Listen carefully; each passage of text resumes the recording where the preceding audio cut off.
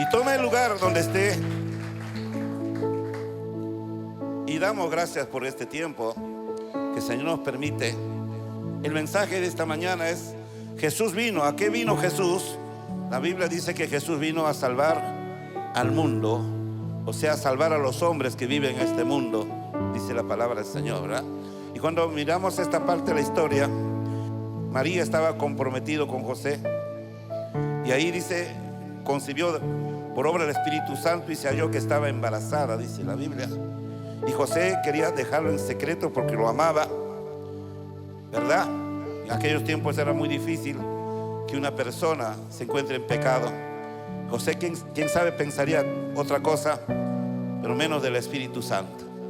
Así que por no dañar y hacerle pasar un momento difícil, él pensaba dejarle secretamente, pero ahí dice la Biblia que un ángel del Señor le habló. Le dijo la cosa con mucha claridad. Lo que había pasado con María, lo que María tenía o estaba embarazada, era por obra del Espíritu Santo. Que lo reciba y que cuando el niño nazca le ponga por nombre Jesús, porque Él salvará a su pueblo de su pecado. Muy bien, tenemos ahí a Jesús. Y cuando uno va mirando un poco más atrás en la Biblia, vamos encontrando en el libro en Isaías capítulo 7, 14 en adelante.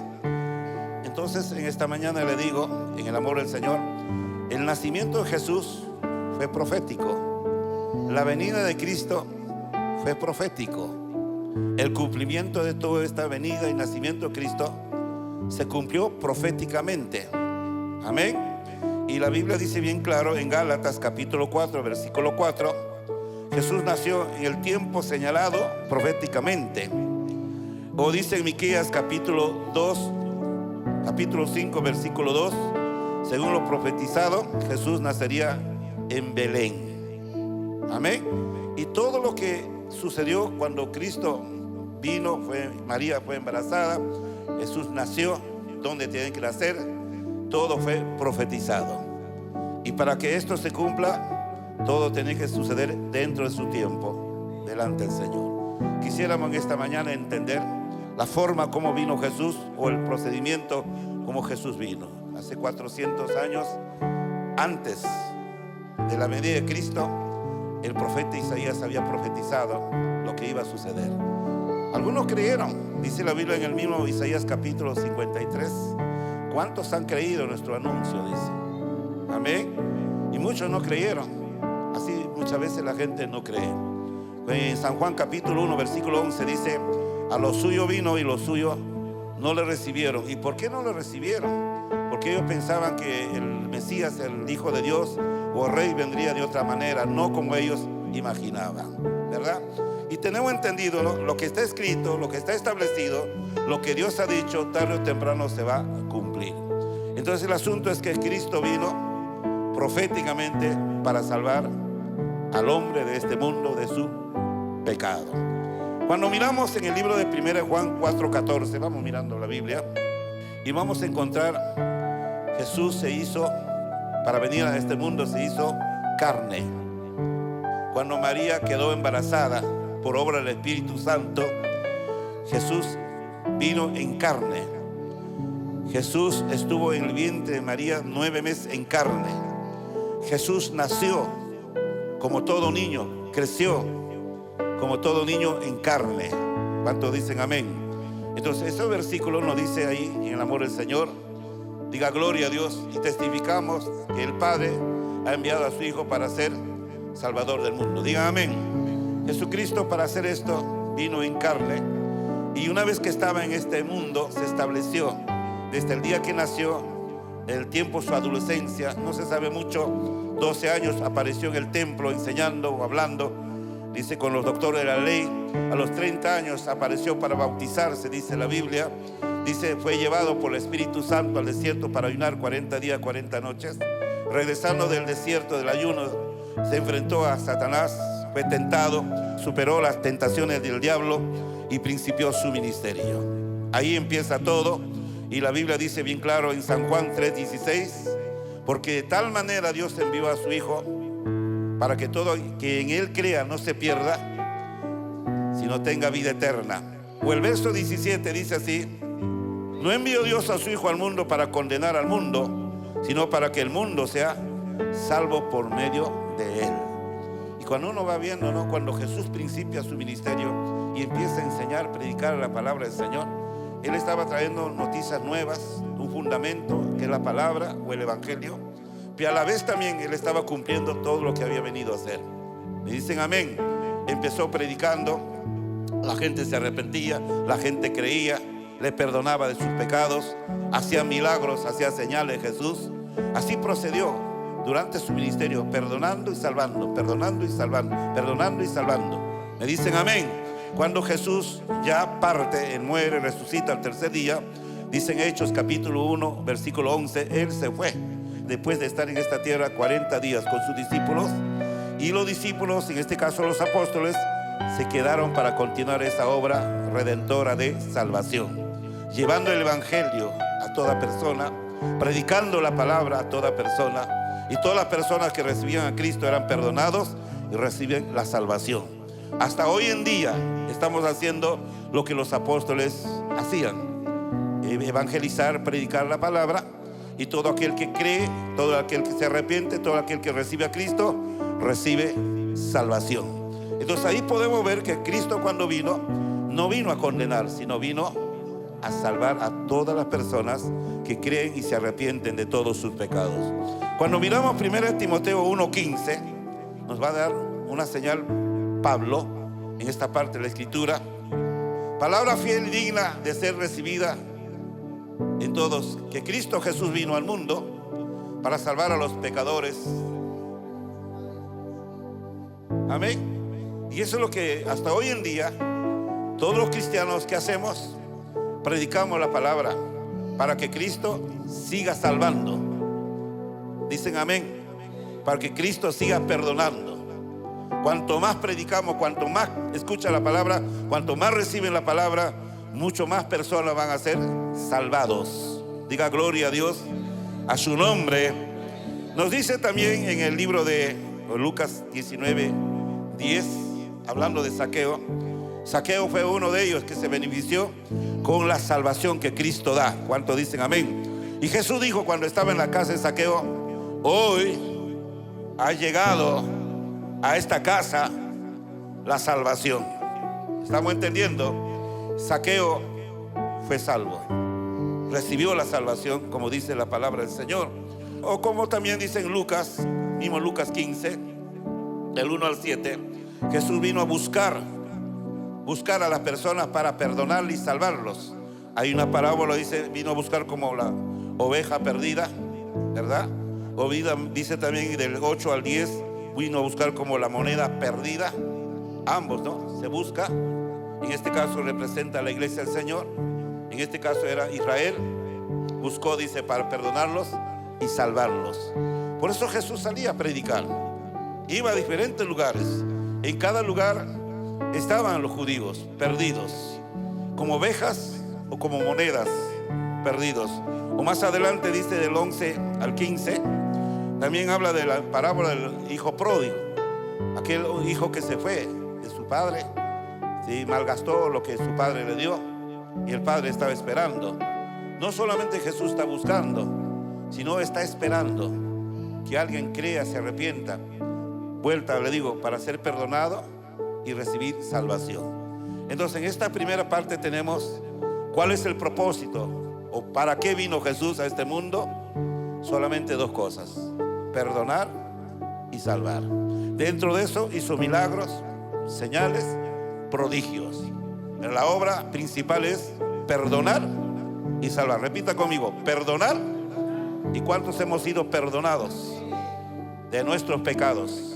¿Y cuántos nosotros tenemos la salvación? Y todo aquel que ha recibido, ha sido perdonado, tenga la salvación. Punto número 2: Jesús vino al mundo para dar vida. Para dar vida. Cuando uno mira en el libro de San Lucas, capítulo 5, respondiendo Jesús,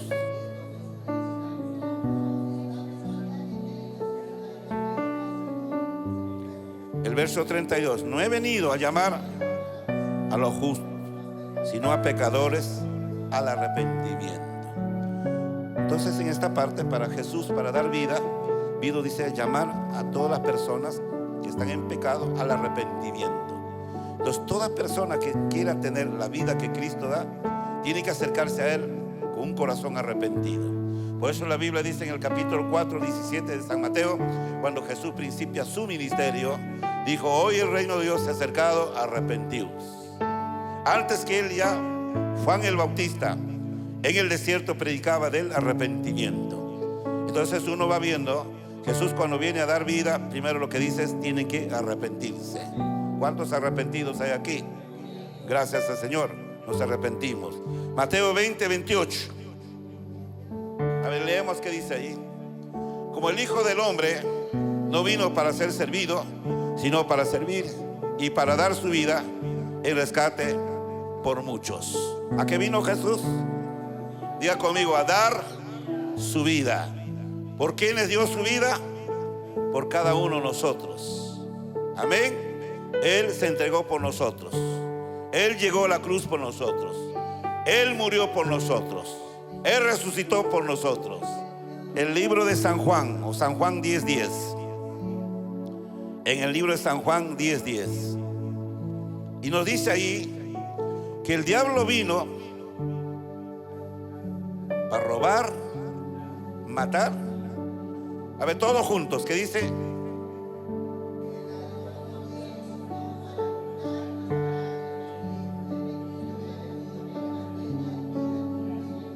Entonces uno va entendiendo, Jesucristo vino a llamar a los pecadores a un arrepentimiento.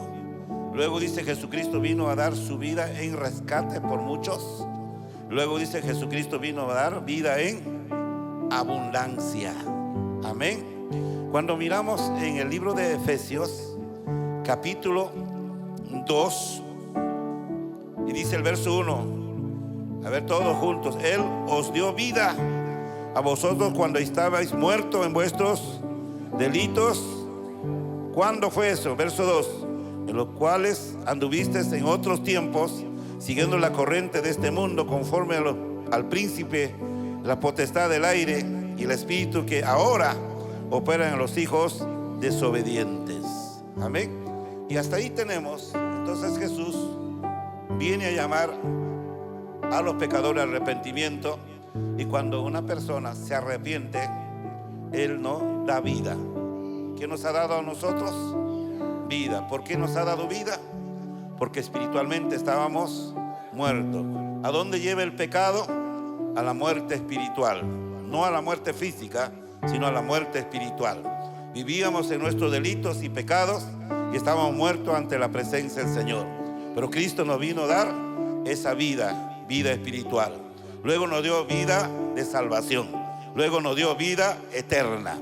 Si en un momento que Cristo nos llama o viene hoy, nos lleva, amén, a la vida eterna. Diga gloria a Dios. Diga gloria a Dios. A su nombre. Usted no tiene cualquier vida. Me dicen amén.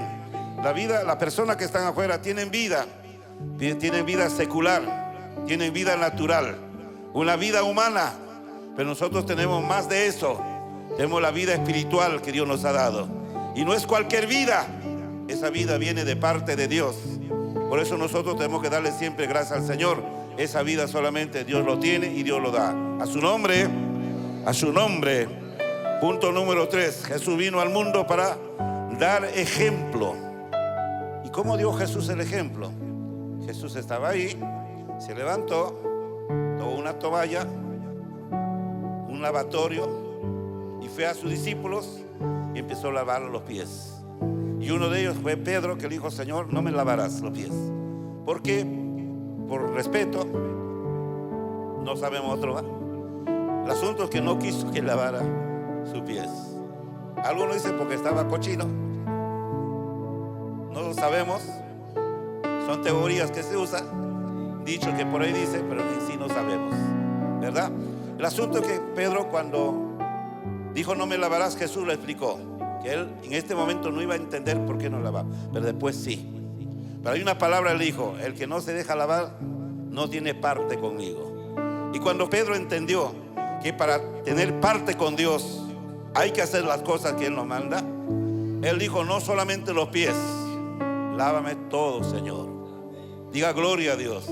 Y después de haber hecho esto, Jesús dijo: mira qué ejemplo les he dado, para que ustedes también hagan como yo he hecho.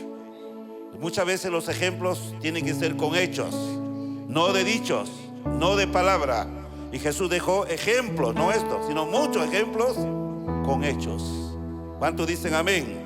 Y cuando uno va viendo, el cristiano necesita un modelo, referente, para fijar sus miradas, qué ejemplo seguir. Y cuando uno mira, ¿quién es el ejemplo ejemplar que podemos entender? Solamente Jesucristo. ¿Dónde vivimos? Vivimos en un mundo desorientado, porque hay gente que admira a unas personas, otros a otras personas. Hay personas que admiran como ejemplo, no lo veo bueno, a artistas, a deportistas, a religiosos, quién sabe, hasta pastores han puesto su mirada y dicen: no, mi ejemplo, ¿verdad? Pero dice Pablo en el 1 Corintios 11: sed imitadores de mí como yo de Cristo. ¿Dónde había puesto su mirada Pablo? En Cristo Jesús. O cuando usted va al libro de Hebreos capítulo 12, dice: puestos los ojos en Jesús, que es el autor y consumador de la fe. Entonces tenemos que Jesucristo es el único modelo de ejemplo como persona. ¿Cuánto dice amén? Porque Él demostró un auténtico acto justo y natural. Nadie podía ser perfecto como Él. No hay nadie, ni un ser humano en esta tierra, que sea perfecto como Cristo. Todos tienen defectos, todos a veces fallan, mucha gente se equivoca, pero Cristo nunca se ha equivocado.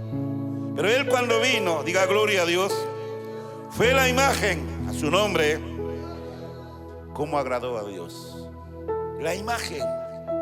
Cuando usted va en el capítulo 3, vaya a su Biblia, capítulo 3 del mismo San Mateo, capítulo 3, verso 17.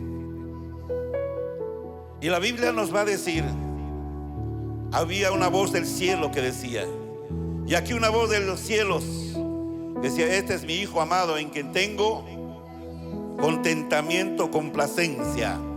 ¿Me dicen amén? Y cuando uno va viendo, Jesucristo, diga gloria a Dios, complació al Padre en este gesto, en esta obediencia. Cuando dice en el capítulo 5, verso 17, Jesús dijo: yo no he venido a quebrantar, sino a cumplir la ley de los profetas. Porque muchos pensaban que Jesús había venido a cambiar, pero Él aclaró: no he venido a cambiar, yo he venido a cumplir. Diga gloria a Dios. Y vamos entendiendo entonces, Jesucristo, el digno modelo que nosotros podemos imitar. Él nos ha dejado ejemplo de amor, ¿cuántos dicen amén? De fe, de obediencia, de vivencia. Por eso dice en 1 Juan capítulo 2, versículo 6: si alguno dice que está en Cristo, debe andar como Él anduvo. Amén. Y los cristianos, cada uno de nosotros, debemos poner nuestra mirada, el foco en Jesucristo. Él es digno de imitar. De Él vamos a aprender buenos ejemplos, no malos ejemplos. Hoy en día vivimos en el siglo 21, 22. ¿Cuántos dicen amén? Pero si uno miraba un poco más atrás, ¿cómo era la gente? La gente está lleno de modas. ¿Y quiénes representan las modas? Las personas. Cuando alguien sale con un corte medio raro, la gente pone su mirada y empieza a cortarse. La gente se viste así, la gente empieza a vestirse así. ¿Usted no se da cuenta de eso? Aún cuando hay esos bailes, empiezan el baile del caballo, que ellos dicen, como caballo bailan. A su nombre es que han puesto su mirada en personas. Pero los cristianos, espero que en esta mañana no haya un cristiano que esté poniendo su mirada en personas, mas ponga su mirada en Cristo Jesús. Diga al que está al lado: hermano, dile, así dile, Nuestro ejemplo es Jesucristo. ¿Cuántos dicen gloria a Dios? Repito, ejemplo de vida, ejemplo de amor, ejemplo de fe, ejemplo de obediencia. Amén. Y es el cristiano tiene que hacer. Y como dice la Biblia, por ejemplo, Pablo fue un gran imitador de Cristo. 1 Corintios 11:1. Póngala ahí. Amén. ¿Quién fue Pablo? Pablo no imitaba por ahí a alguien. En esos tiempos también habían hombres, había filósofos, doctores, gente muy usada. Amén. Pero Pablo no puso su mirada en ninguno de ellos. Mira lo que dice ahí: ser imitadores de mí, yo soy de Cristo. Pablo puso su mirada en Cristo. Dos, en esa parte, Pedro puso su mirada en Cristo Jesús. Dice la Biblia que Jesús estaba caminando por el mar, y en esa noche se levantó, dice Pedro, y empezó a mirar cómo Jesús caminaba por el mar. Y Pedro dijo: Señor, permite que yo vaya. Me dicen amén. Y dice, el Señor dijo: ven. Y Pedro empezó a caminar. Hubo, dice, ruidos de vientos, de tormentas, y Pedro, por mirar, se estaba hundiendo. Y el Señor lo reprendió: hombre de poca fe. Y Pedro aprendió algo, que Jesucristo para él fue un gran ejemplo de fe. Cuando uno lee en el libro de 1 de Pedro, capítulo 2, versos 21 y 22, lo vamos a mirar. Amén. Porque para esto sois llamados, pues que también Cristo padeció por nosotros, dejándonos ejemplos para que vosotros sigáis sus pisadas. Diga gloria. Habrá pruebas, habrá luchas, habrá tentaciones, pero miremos, Jesús cayó, Jesús cedió, Jesús fue fuerte, Jesús fue decidido. Y dice la Biblia en 1 Juan 2:6. Leamos qué dice.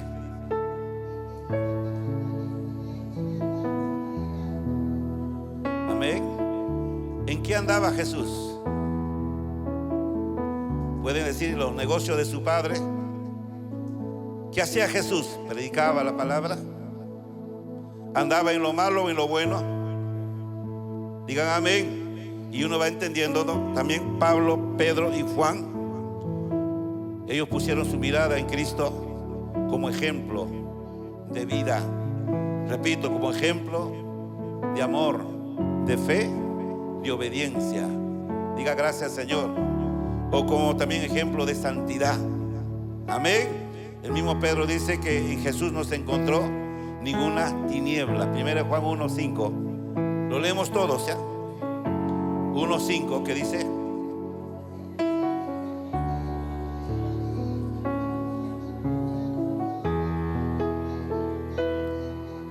el ejemplo que tenía Juan, cómo andaba Jesús. No andaba en tinieblas, no andaba en pecados. ¿Cuántos dicen amén? Y por eso nosotros cada día como cristianos tenemos que aprender ejemplos del Señor Jesús como cristianos. Punto número 4. Jesús vino al mundo para hacer la voluntad del Padre. Amén. ¿Cuántos han leído este pasaje donde dice Mateo 6:9? Cuando Jesús enseñó a sus discípulos, dijo, no, oraréis así: Padre nuestro que estás en los cielos. Amén. Venga tu reino y hágase tu voluntad, así como en el cielo y en la tierra. Entonces mira, Jesús está haciendo entender que en el cielo se hace la voluntad del Padre. A su nombre. Y también nosotros debemos orar para que la voluntad de Dios podamos hacer en esta tierra. Con la ayuda de Dios sí podemos hacer la voluntad de Dios. Diga gloria al Señor. Cuando miramos en el libro de San Mateo, capítulo 21, verso 21-28, habla de una parábola que un padre tiene dos hijos y al primero le dice que vaya a su viña a trabajar. Al principio dice la Biblia que no quiere ir y luego fue. Luego dice, le llama al otro hijo, al segundo, también de la misma manera le manda a su viña, y dice el segundo no fue. Me dicen amén. Y Jesús preguntó y dijo, no, ¿cuál de ellos hizo la voluntad. ¿Cuántos dicen amén? Uno de ellos hizo la voluntad del Padre y otro no hizo la voluntad. Miren aquí, podemos decir, nosotros somos muchos, pero si nosotros ponemos de esta manera, miren aquí, acá habla de dos hijos, dos. ¿Cuántos, hermanos? Dos hijos. Y si nosotros miramos de esta manera, el primer hijo es Jesucristo y el segundo hijo podríamos ser nosotros. Claro, no estamos como esta parábola. Ya tenemos que aprender, dicen amén, a hacer la voluntad del Padre. Pero según la parábola, el primer hijo dice no quiso, pero luego fue. Y la pregunta fue, ¿cuál de ellos hizo? Ellos dijeron el primero. ¿Y quién es el primero? ¿Quién es el primero? ¿Están dudando? ¿Quién es el primero? Jesucristo es el primero. Y luego somos nosotros. Y nosotros tenemos que aprender del primero. Según la parábola, el segundo dice no fue, pero nosotros sí tenemos que ir. Diga al que está al lado, nosotros tenemos que aprender de Jesús, hacer la voluntad del Padre. Más fuerte diga gloria a Dios. ¿Por qué? Porque dice la Biblia en San Juan 6:38, porque he descendido del cielo no para hacer mi voluntad, sino la voluntad del que me envió. Leamos de nuevo.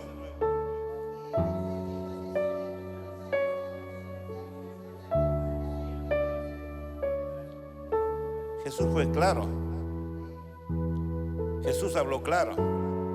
Él enseñó claro por qué había descendido, a qué había venido, a hacer la voluntad. ¿Me dicen amén? O cuando miramos en el libro de Juan 5:30, ahí nomás, no puedo yo hacer nada por mí mismo, según oigo, así juzgo.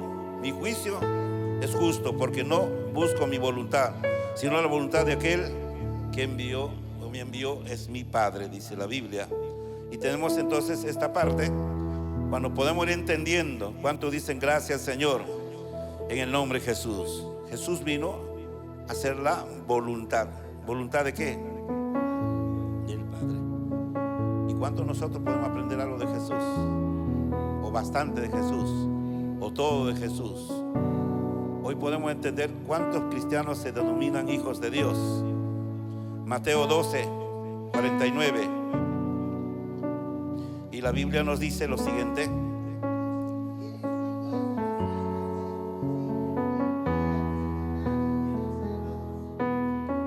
Jesús estaba predicando y afuera estaban su madre y su padre, sus hermanos. Le estaban buscando a Jesús. Dicen amén. Y Jesús dice en ese momento, extendió la mano sobre los discípulos, dijo, ¿quiénes eran su madre o sus hermanos? Sino el que hace la... Y la pregunta que le digo, ¿no?, en esta mañana, ¿cuántos cristianos hay aquí? El que no hace la voluntad no es un cristiano. O el hijo de Dios, si no hace la voluntad no es hijo de Dios. ¿Cuántas veces por ahí hemos dicho, yo soy un cristiano, un hijo de Dios, un evangélico? Y sacamos todavía pecho. No creo que haya alguien aquí en esta mañana que sea más que María, más que los hermanos de Jesús, o más que los discípulos. ¿Me dicen amén? Eran las personas más cercanas a Jesús. Ellos vivían, conocían a Jesús, vieron a Jesús cuando creció de muy niño, su adolescencia, la juventud. Vieron cuando Jesús ya predicaba. Ahora Jesús está en escena, enseñando, predicando. Como toda familia van a buscarle, lo llaman. Pero ¿qué hace Jesús? Y no sale y dice, impone la mirada o la señal con su mano y dice, mi madre y mis hermanos son los que hacen. ¿Qué quiso decir eso? No cualquiera que dice soy cristiano puede ser hijo de Dios. El hijo de Dios tiene que hacer la voluntad de Dios. El cristiano tiene que hacer la voluntad de Dios. El evangélico tiene que hacer la voluntad de Dios. ¿Y cuántos evangélicos hay aquí? La pregunta es, ¿hace la voluntad de Dios? ¿Cuántos cristianos hay aquí? ¿Hace la voluntad de Dios? O más fuerte, más auténtico. Y uno dice, yo soy hijo de Dios. ese título nos cae bien. En primer lugar, hay que hacer la voluntad de Dios. No somos una religión, no somos una denominación. Tenemos que decir, somos la iglesia de Cristo, somos el cuerpo de Cristo, somos el templo del Espíritu Santo. Tenemos a Cristo como Señor y Salvador. Entonces no podemos ir por ahí diciendo, yo soy cristiano, soy evangélico, soy un hijo de Dios, y no hacemos la voluntad del Padre. Estamos aquí. ¿Cuántos tienen una Biblia? Lea su Biblia.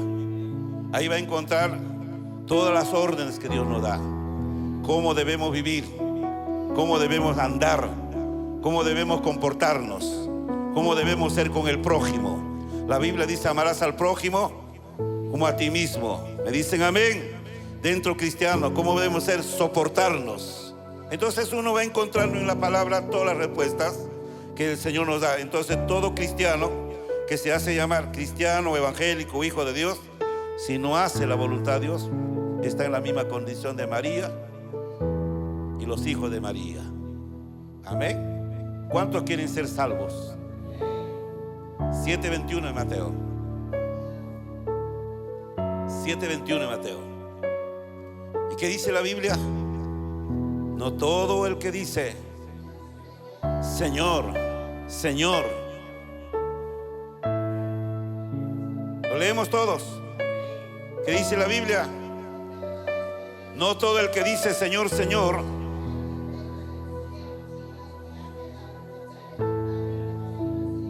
está profetizado que en aquellos tiempos muchos dirán esto, verso 21. Muchos me dirán en aquel día, Señor, Señor, ¿no profetizamos en tu nombre? Y en tu nombre echamos fuera demonios, y en tu nombre hicimos muchos milagros.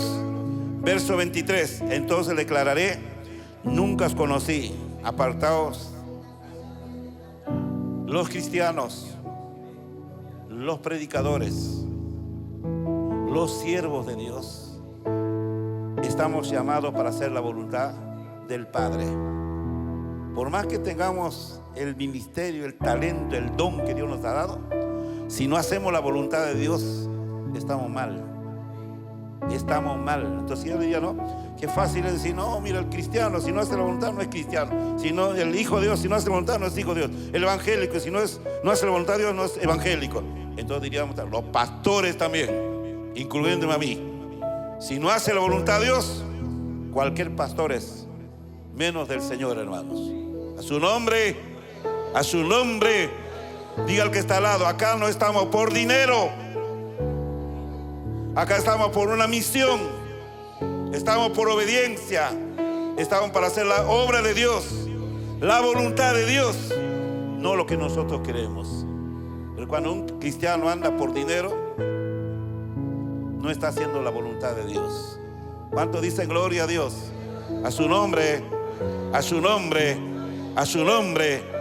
¿Usted vino a alabar a Dios o vino a dormir? ¿Cuántos dicen amén? Reciba esta palabra. Nosotros estamos aquí para hacer la voluntad de Dios.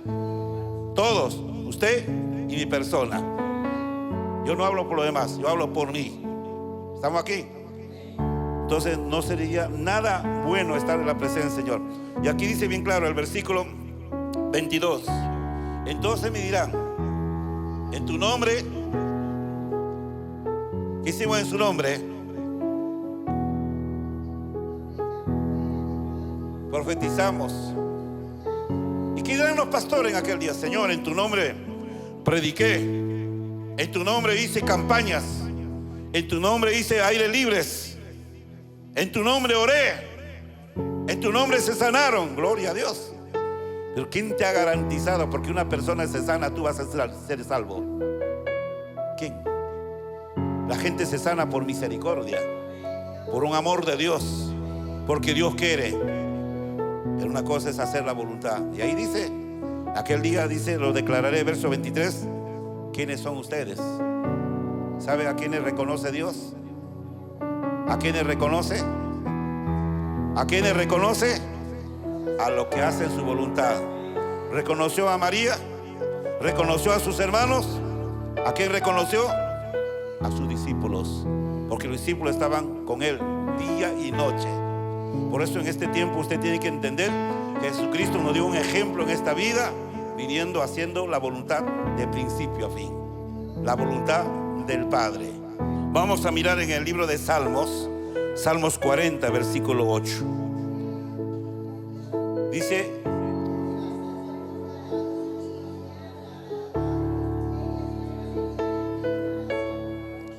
y vamos viendo es que a muchos, como estamos acostumbrados a hacer nuestra voluntad, no nos encaja, no nos parece bien, nos va a costar hacer la voluntad de Dios. ¿Sabe por qué mucha gente no se convierte al cristianismo? Porque dentro de la voluntad de Dios tiene que dejar el pecado. Entonces, ¿qué hacen los borrachitos? No quieren venir a Cristo porque no quieren. ¿Cuántos dicen gloria a Dios? Les cuesta, y ellos saben que van a tener que dejar esa vida, esa costumbre, ese estilo de vida. Todos los que vienen a Cristo, diga gloria a Dios, que vienen a Cristo, tienen que hacer con agrado. No pueden hacer con desagrado. No pueden hacer porque dice Dios, tengo que vivir así, tengo que andar así. No de esa manera. Sino aquí el salmista David está diciendo: hacer tu voluntad tiene que ser al agrado mío también. Amén. Agrada a Dios y me agrada a mí también. Aunque va contra mis principios, aunque va contra los deleites de la carne, los deseos de la carne. Hay iglesias, cientos de iglesias. Mi pregunta sería: ¿cuántos de esos cristianos hacen la voluntad del Padre? Póngase a pensar. ¿Cuántos? A su nombre. Lo que pasa es que este mensaje no lo predican ahí, así, de esa manera. Si no, todos salen corriendo. Amén. El miedo a quedarse vacío. A su nombre. Por eso quiero decirle: si usted ha venido a la presencia del Señor, ha venido a hacer la voluntad de Dios, hacer la voluntad de Dios tiene que ser también a nuestro agrado. A nuestro agrado. ¿A cuánto le gusta ayunar? ¿A cuánto le gusta orar? Entonces tenemos que hacerlo con agrado. Cuando venimos a la iglesia tenemos que venir con agrado. Decía a la mañana, acá no hay ni una figura, ¿verdad?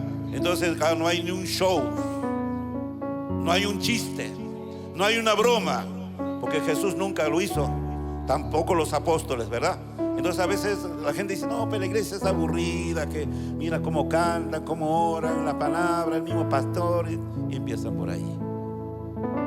Pero la voluntad de Dios es que uno venga a congregarse, a estar en la iglesia. Diga gloria a Dios. Y tiene que agradarnos, no puede ser desagrado. ¿Cuántos han venido con gozo? ¿Cómo van a salir de la iglesia? Saltando. Dale palmas al Señor, diga gracias.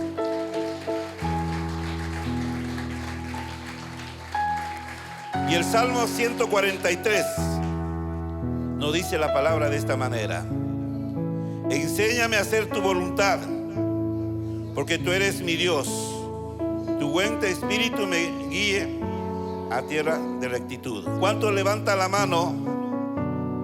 No tenga miedo. Levanta su manito y diga: tú eres mi Dios. Él es tu Dios. ¿Y por qué no hace la voluntad de Él? Pero vamos a hacer de esta manera. Vamos a decirle al Señor como un niñito: Señor, enséñame a hacer tu voluntad. Y el Señor le va a enseñar. El Señor tiene una forma de enseñarnos. A través de palabra nos va a hacer entender, nos va a hacer comprender. ¿Me dicen amén? En el libro de Romanos capítulo 12 dice: hay que comprobar cuál es la voluntad de Dios. Entonces mira, nosotros no podemos decir: estoy haciendo la voluntad de Dios. Primero tiene que enseñarnos. Tenemos que aprender, tenemos que conocer cuál es la voluntad de Dios. Una vez que nosotros somos enseñados, aprendemos, conocemos cuál es la voluntad de Dios, un poco más fácil va a ser para nosotros. Pero si no, ¿cómo? ¿Me dicen amén? Por eso uno mismo tiene que agarrar la Biblia, leerla también. Y los días de clase en la iglesia hay que venir y hay que ir aprendiendo cuál es la voluntad del Padre. Primera de Tesalonicenses capítulo 4, verso 1 dice así: por lo demás, hermanos, os rogamos y exhortamos en el Señor Jesús, de la manera que aprendí de nosotros, como os conviene, conducirlos y agradar a Dios, así abundéis más y más. Siga, porque ya sabéis qué instrucción nos os dimos por el Señor Jesús. 3, pues la voluntad de Dios es vuestra, que os apartéis de... Hay muchas cosas que aprender. Y el mensaje es lo siguiente: Jesús vino a darnos un gran ejemplo cómo debemos hacer la voluntad de Dios. Así que la venida de Jesús, que no quede en una historia, que no se repita cada año en el mes de abril, Semana Santa, ¿verdad? Como un ejemplo, dice, bueno, Jesús vino. No, Jesús vino con un propósito muy claro: salvar, dar vida, dar ejemplo y enseñarnos cómo un cristiano tiene que hacer la voluntad del Padre. Amén. Se trata de nuestra salvación. Imagínense, nos toca un día partir. Hemos estado en esta vida cristiana orando, alabando, congregándonos, y no hemos hecho la voluntad del Padre. ¿A dónde vamos? ¿Cuántos han leído el libro de Apocalipsis? ¿Y qué dice el libro de Apocalipsis? Capítulo 21, verso 27. Ninguna cosa inmunda, sino lo que están escritos. Y ahí hay una lista quienes no van a entrar. ¿Qué tipo de hombres, mujeres que practican tales cosas no van a entrar? Digan amén. Eso es lo que nosotros tenemos que hacer. Cada día aprenda a hacer la voluntad de Dios. Póngase de pie y diga gracias, Señor. Así que usted tenga que tener muy presente: la venida de Cristo tuvo motivos, razones precisos, especialmente para nosotros.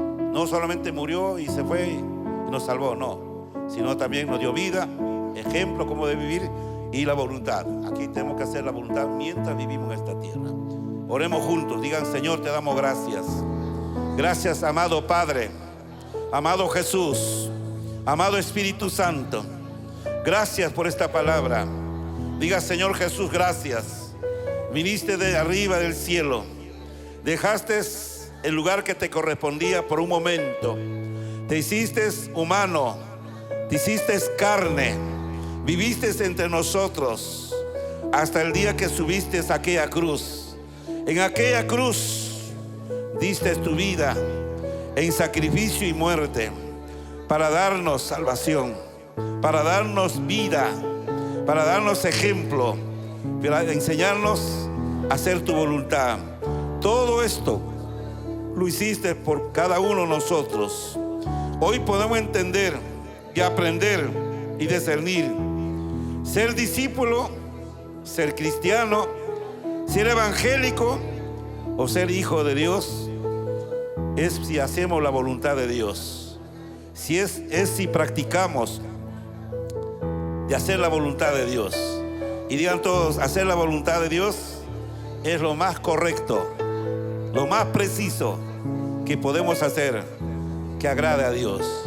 Perdónanos, Señor, ten misericordia de nosotros, en el nombre de Jesús, especialmente si no hemos estado siguiendo tus ejemplos. Perdónanos, Señor, si no hemos estado haciendo tu voluntad como dice la palabra. Ten misericordia en esta hora, Señor. Hoy me arrepiento, hoy vuelvo a tu presencia, hoy me reconcilio contigo, hoy me pongo a cuenta contigo, en el nombre de Jesús. Señor, en esta hora te pido de todo corazón, por obra del Espíritu Santo, lávame, límpiame, purifícame, santifícame, libérame, restáurame. Te lo pido en el nombre de Jesús. Amén. Gracias, amado Padre. Gloria a Dios. Dale palma al Señor donde estamos.